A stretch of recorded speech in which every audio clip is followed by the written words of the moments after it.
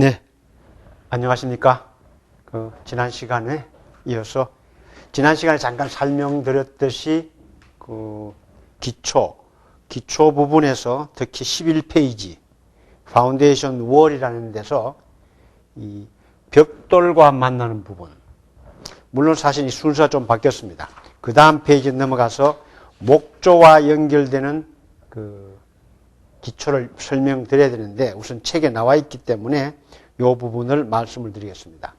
이 부분에 가시면 이런 벽돌에 대한 부분은 11페이지 C에 브릭타일 C 115B라는 게 있습니다. 115페이지 B를 한번 가보면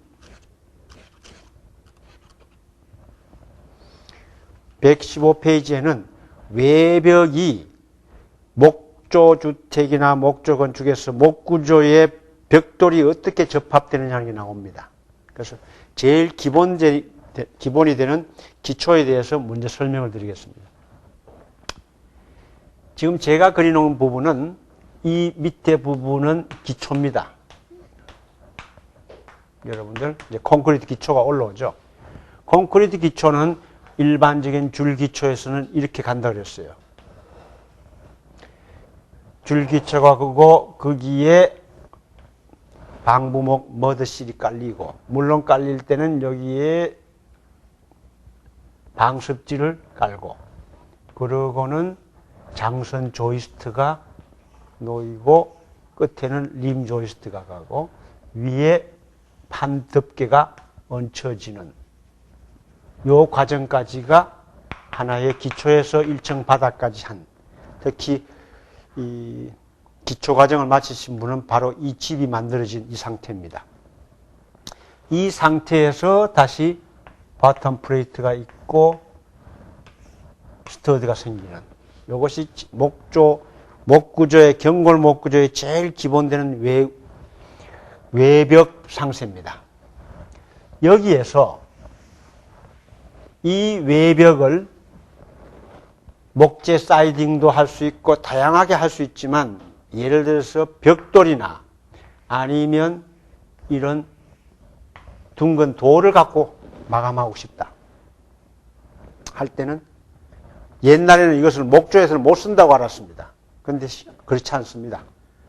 특히 이게 미국이나 카나다의 동부에 가면 보스턴이나 뉴욕이나 토론토나 이런 데 가면 거의 주택의 80%가 목조입니다. 그런데 집은 거의 80%가 벽돌입니다. 벽돌집이 쫙 보스턴 거리에 쫙 깔려 있어요. 그런데 안에는 다 목조예요. 이 목조는, 콘크리트는 두 가지만 이해를 하시면 됩니다. 첫째 하나는 이 벽돌의 하중은, 이것을 하중은, 내리는 무게는 이 기초가 받치는 거다. 이 하중이 벽에서 잡혀지는 게 아니고 기초에서 잡는다. 두 번째는 이 벽돌이 만일에 이 바깥쪽으로 이렇게 넘어지려고 하는 부분은 이것이 이 목조가 잡는다.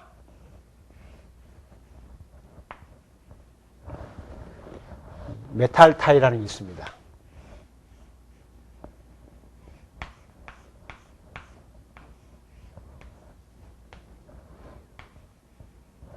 이렇게 된 철물을 여기 이 목조 벽에다가, 뒤에는 스터드가 있는, 스터드에 OSB를 붙였기 때문에 안 보이겠죠. 여기에서 스크류로 고정을 시켜놓고는 이 타이가 바로 벽돌이 얹혀지는 세멘 몰타를 얹는 여기에 잡혀집니다. 그러면 이 벽돌이 나중에 쌓여가지고 있어도 앞으로 넘어지질 않는다. 요 두 가지 요소가 이 벽돌을 잡아주는 거다. 그렇게 이해하시면 되고, 여기에서 가장 중요한 것은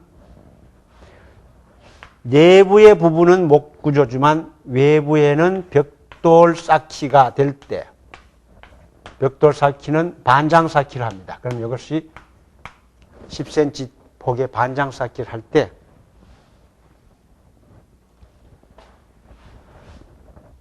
내부에서 물기가 흘러내려올 때 물기가 흘러서 이렇게 빠져나가도록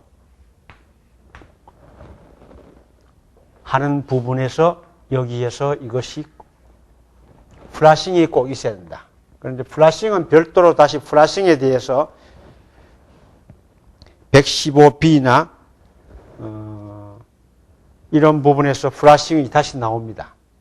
그래서 이 11페이지 D나 C 중에 하나를 여러분들이 과제에서는 그려서 제출하셔야 돼요.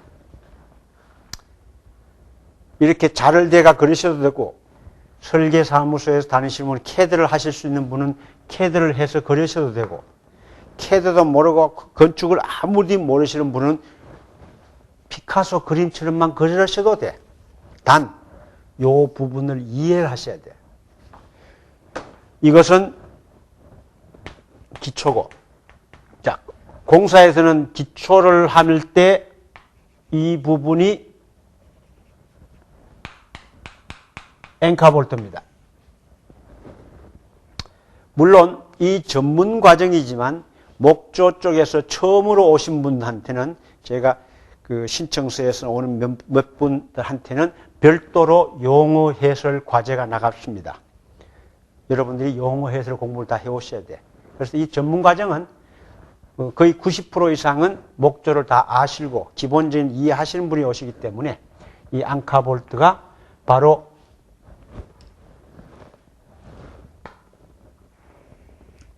실 플레이트에 의해서 실 플레이트는 이것이 방부목을 한다. 그리고 실 플레이트를 앙카볼트에 받기 전에 이 사이에는 방습지를 설치해서 이 목재가 콘크리트에서 올라오는 습기를 막는다. 실 플레이트가 설치되고 앙카로 고정되고 나면 집 전체에 콘크리트와 구조체를 연결하는 부분이 작업이 되고 다음에는 조이스트를 깐다. 조이스트 앞에는 림 조이스트가 붙는다. 그 이후에 상부에는 OSB나 합판에 덮개가 시딩 덮개가 덮여진다. 덮여진 상태에서 다시 1층 벽체가 올라가는 거다. 1층 벽체가 올라가고 난 뒤에는 이 부분이 외벽 덮개가 덮여집니다. 자, 이 그림 11페이지 그림 C에서 잘 보시면 이 부분이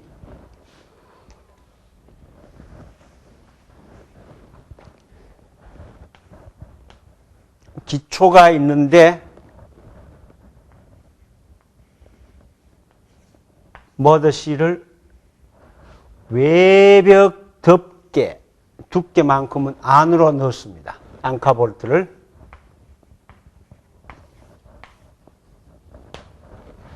나중에 외벽 덮개 OSB를 갖다 붙이면 이 면이 이 콘크리트 면하고 같아진다. 그렇게 함으로써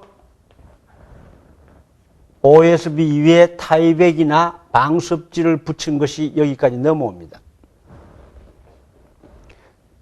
넘어온 이후에 여기 넘어오기 전에 플라싱이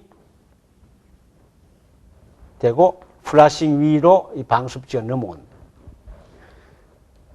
항상 플라싱이라는 원칙은 빗물 처리를 막는 것은 갑옷과 같다.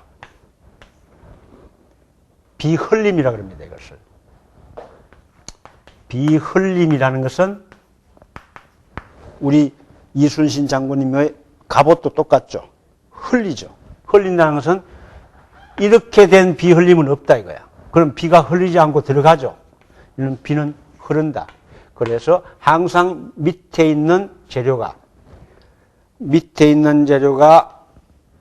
그 다음 재료는 밖에서 덮여지고 그 다음 재료는 밖에 덮여지는 것이 이것이 이 그림을 보고도 어디가 외부입니까? 어디가 내부입니까? 물으면 답변할 수 있어야 돼요. 이것이 외부라고 생각하시는 분이 계시면 거의 큰일 납니다. 왜? 이런 경우는 비가 오면 들어가죠. 이것이 외부고 이것은 내부다. 외부는 비가 치더라도 흘러간다. 비 흐름이 있는다. 그래서 여기에서 가장 중요한 것이 이 타이백이라는 종이가 플라싱을 덮었었다. 그러면 나중에 이 속에서 습기가 생겨서 물기가 생겨서 떨어지더라도 그냥 타고 빠져나간다. 빠져나가기 위해서 벽돌의 제일 밑에는 구멍이 있습니다. 여기에. 일반적으로 우리는 콘크리트 구조에서 마찬가지예요. 여러분들 이제 오늘부터는 지나가시다가 벽돌 이렇게 쌓아놓은 데 가면 제일 마지막 어떤 밑에는 줄눈이 이렇게 구멍이 따 있어. 여기는 세면이 막혀져 있는데 여기는 구멍이 나 있어요. 이렇게. 이게 뭐냐면 구멍을 뚫어서 저 뒤에서 물이 흘러서 이렇게 빠져나오는 겁니다. 이것을 영어에서는 위프 홀이라고 합니다.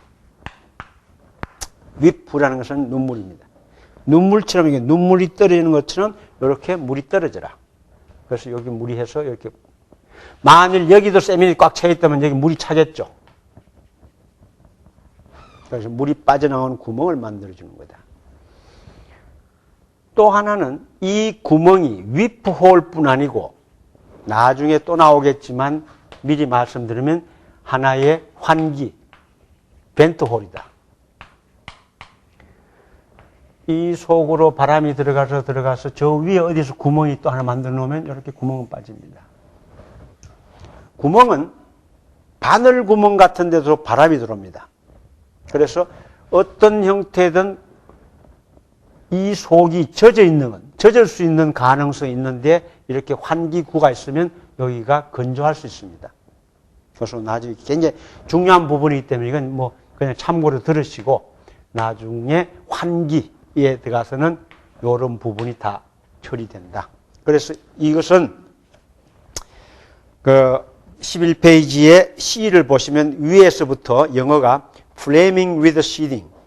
framing이라는 것은 골조죠. sheathing이라는 것은 덮개입니다. 그리고 moisture barrier이라는 것은 우리가 보통 목조주택에서는 지금 타이백 같은 종이를 쓰고 있습니다. 그리고 그 다음에는 1인치 에어스페이스다. 요 사이 간격이 이것이 약 2.5cm다. 그래서 공간을 이렇게 띄워 놓는다. 그래서 바람이 통하게 하는 거다. 에어스페이스를 만들었고 그 다음에는 벽돌벽이고 벽돌의 타이 115의 B라는 벽돌 타이 이것이 설치되어 있고 그 다음에는 그 PT 머드시라는 것은 방부목입니다.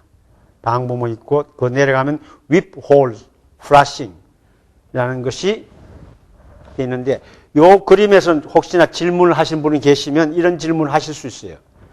왜 여기 있지 않고 플라싱이 여기 있느냐? 그 그림에서는. 그러면 제가 답을 하지 않겠습니다. 이것은 과제로서 이 그림에서 11페이지 C 그림에서 왜 플라싱이 여기에 있느냐? 밑에 있지 않고 D는 밑에 있습니다. 그것은 숨은 그림을 잘 이해하시면 됩니다. 다음 D 같은 경우에는 아예 이렇게 턱이 없고 똑같은 조건인데 턱이 없이 기초 위에 벽돌을 발로 쌓은 겁니다. 이 경우에는 꼭 필수적으로 이 플라싱이 없으면 이 물기가 이 목조로 접근되기 때문에 나머지는 똑같습니다. 그 플라싱 처리를 꼭 해주셔야 된다. 그래서 11페이지는 이것으로 마치고 12페이지에 넘어가시면 mud seal with anchor bolt 바로 이 기초.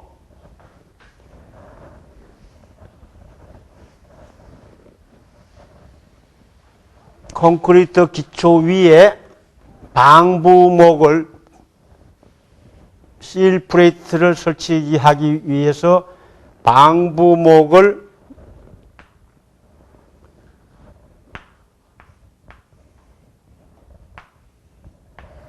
놓고 앵커 볼트를 고정하는, 그러면서 요 사이에는 실러라는 방습지를 놓고, 특별히 이 그림 12의 A 같은 경우는 여기에다 이제 방습지를 양쪽으로 넘어가게 했습니다. 먼저 고른 경우는 여기 보시면 요 앙카볼트에 대한 부분은 별도로 자료를 보내드리겠습니다. 우리 국내법에 이 기준이 있습니다. 이 앵커볼트는 19mm 이상, 6피트 이상, 1.8m 간격 이내로 해야 된다 하는 이런 조건들이 있습니다. 그래서 이것은 그냥 그림에서 참고만 보시고, 이게 12mm 이상. 여기서는 이제 2분의 1인치 이상의 앙카볼트를 설치하고 그 간격이 어떻다는 것은 참고 자료를 보시고, 이것은 우리 건축법 목구조 기술 기준에 나와 있는 규정이기 때문에 그 규정에 맞춰서 설명드리도록 하겠습니다. 이 그림은 참고로 보시고, 12페이지의 B는 재밌는 겁니다. 현장에서 작업을 해 보신 분들은 아실지 몰라도 이 앙카볼트를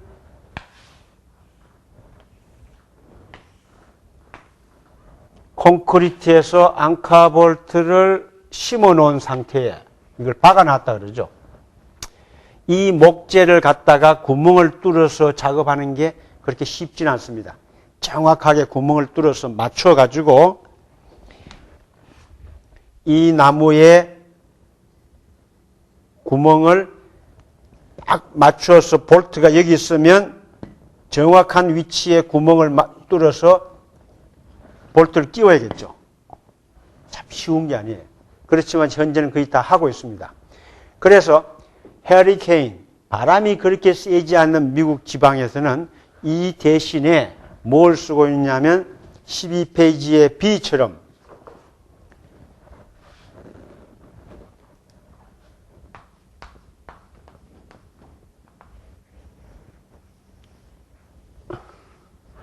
이렇게 생겨 있는 철물입니다.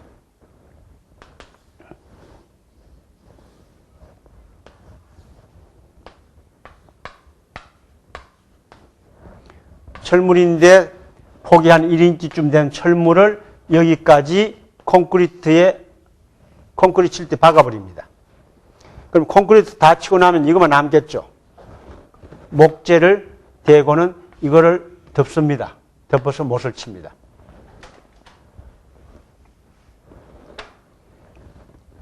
이것은 이렇게 감아서 철문을 고정하는 과정입니다. 앵커볼트보다는 훨씬 약합니다. 약하지만 단층 건물, 무슨 창고 건물, 작은 소규모에서는 이렇게도 많이 합니다. 그럼 굉장히 공정도 빠르고 좋습니다. 그러고는 이제 위에다가 조이스트를 깔고 작업하는. 결국은 이 머더실이라는 부분은, 머더실이라는 것이 이 상부의 목 구조와 이 콘크리트 구조를 서로 연결해주는 하나의 매개체입니다. 구조적으로. 그래서 콘크리트 쪽에는 앵커볼트가 잡아주고 목조 쪽에는 이 나무와 머더실이 같이 못을 쳐주는 이런 과정에서 12페이지에 A와 B가 있고 C와 D 그 이외는 그냥 참고로 그림만 좀 봐주시면 되겠습니다. 13페이지 A는 잠깐 말씀드렸듯이 13페이지 A는 이것이 파일 기초에서 이루어지는 구조 시스템이다. 이제 그렇게 보시고 그 부분은 조금 다음 시간에 설명을 드리고, 결국은 우리가 현장 견학을 가는 부분에 가서 보면 여러분들이 충분히 이해할 수 있는 부분입니다.